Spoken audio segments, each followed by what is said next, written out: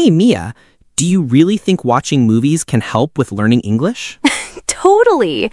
I learned the word oops from a cartoon. That's useful. But how does it help exactly? Well, movies show real conversations. You hear how people actually talk. Not like those boring textbook sentences. Exactly. No one says, "This is a pen" in real life every day. True.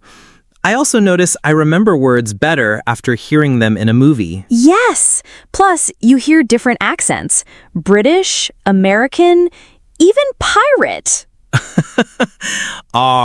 Where be the grammar, mate? See? Learning can be fun. What kind of movies do you watch for learning? Romantic comedies. Easy words and lots of emotions.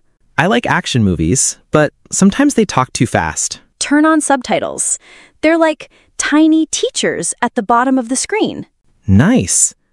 I also try to repeat what they say sometimes. That's great.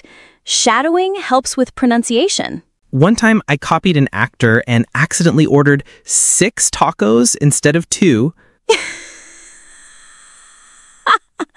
At least you got dinner and extra practice.